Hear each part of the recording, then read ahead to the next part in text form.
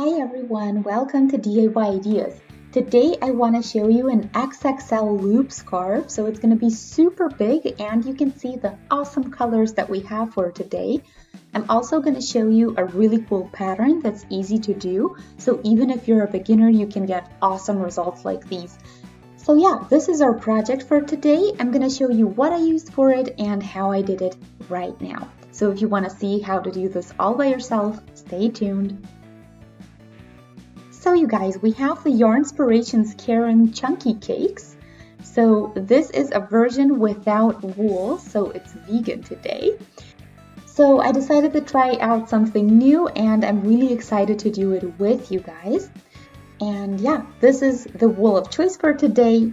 Here we have 100% acrylic, 9.8 ounces or 280 grams, 297 yards or 271 meters per ball, and the color is Cherries Jubilee.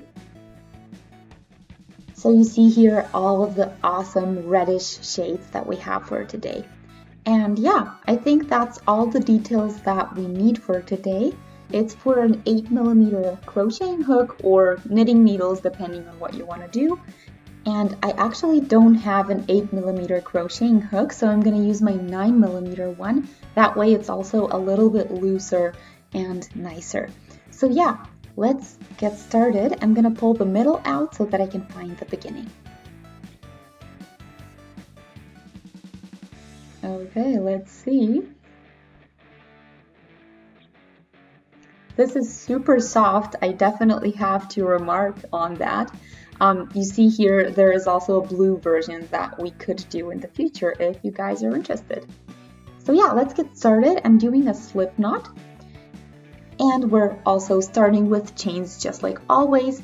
This time you need an odd number. So you can do a little bit wider or maybe a little bit thinner depending on what you want, but just make sure that it's an odd number. I'm gonna do 21 today. So as I said, you can do more or less, just make sure it's odd.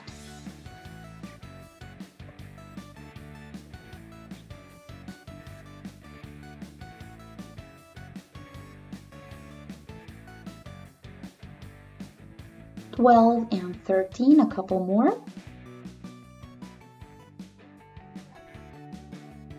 Okay, 20 and 21, and that's it.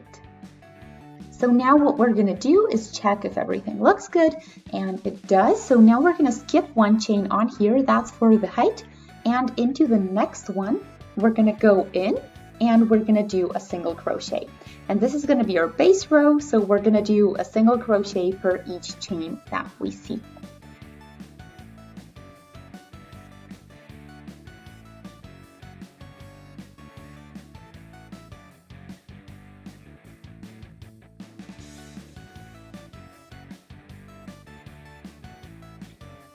So we have the singles now, 20 total, and now we want to do a chain for the height and then we can turn to start our new row. So now I'm going to go into this first chain or stitch that I have on top of here, and I'm going to do a single crochet, and I'm actually going to do 2 into the same spot, and the chain goes in between. So since we did 2 into the same spot, the next one we're skipping, and then we're again going to do a single, a chain, and a single into the next stitch that we see.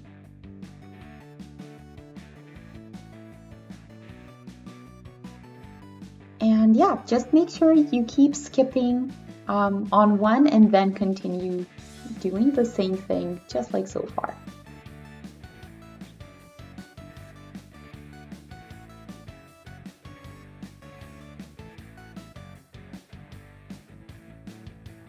So I'll finish this entire row and then I'll show you what I have, but I'll also show you how to finish it up.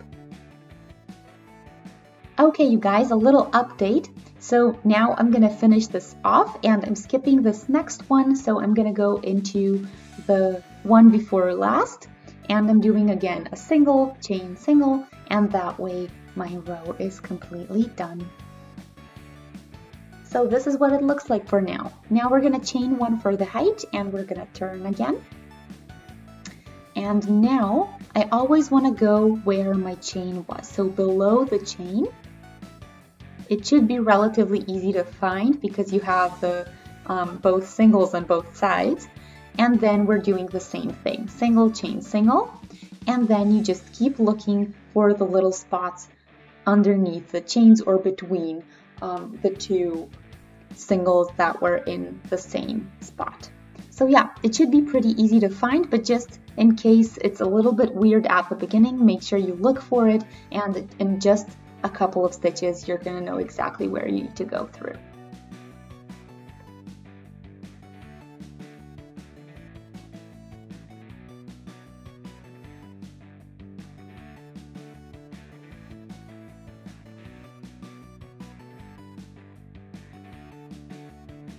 So single, chain, single, and just keep going the same way.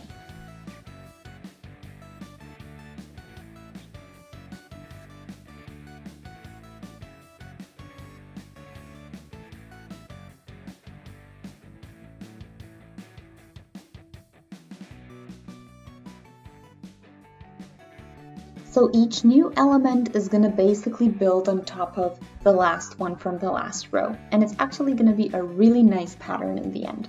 So your chain is always going to be in the middle. Actually, you start from the chain and you end with a chain in the middle.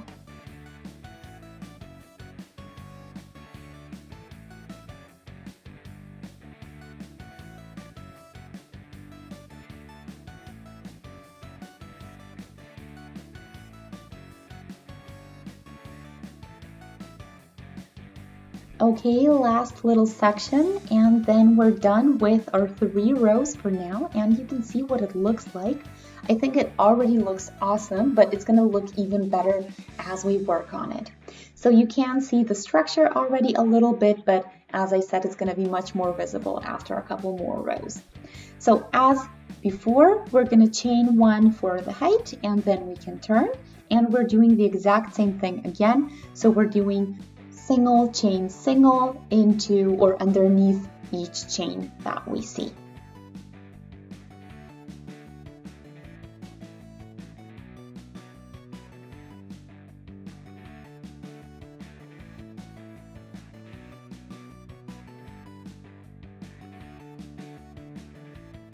And we keep going this way, so I'm going to post a little update in a while, and then I'm also going to show you what it looks like at the very end. But this is exactly what we're doing for the rest of the project, and as soon as I finish up a little bit of this, I'll be back. Also, what I wanted to just notice with you guys, this is a colored yarn, so it's not something that has knots anywhere. It really is one long string, and it's colored in different shades. I also noticed a couple weird spots with different colors. I'm not sure if that's exactly supposed to be there, but we'll see what it looks like in the end when we finish up the scarf. So I'll be back. Okay, you guys, so here is a little mid-project update. So I have a little bit of it done. I have a lot to go still, and you see the entire ball almost here, but I'm gonna do that in a moment. I just wanted to show you the colors and how wide my stripes are. So you see here the texture that we have. You kind of have these fake rows that basically are built with these shells one top of another. So I like to call them shells because they do remind me of the shell shape.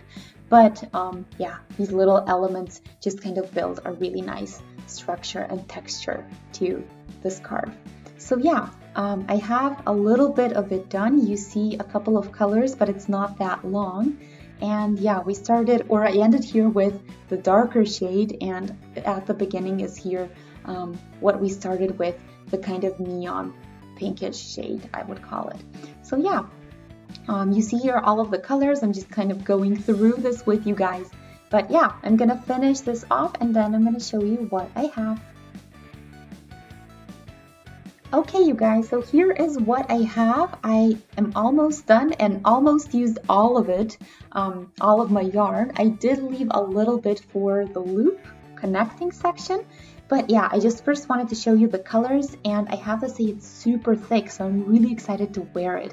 And yeah, before I can do that, I need to connect this, as I said, the beginning and the end because we do want a loop scarf today.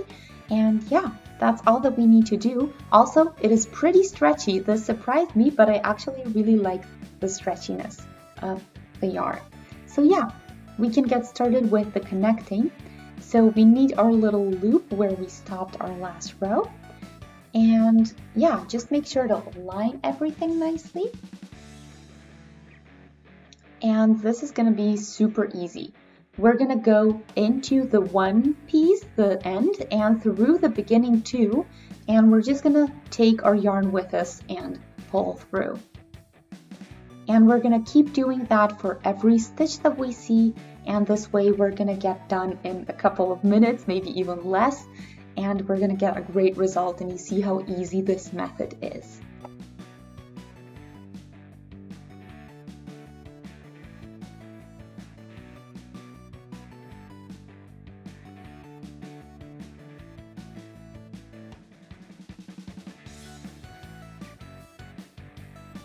This way we get a loop shape and we close off the beginning and the end.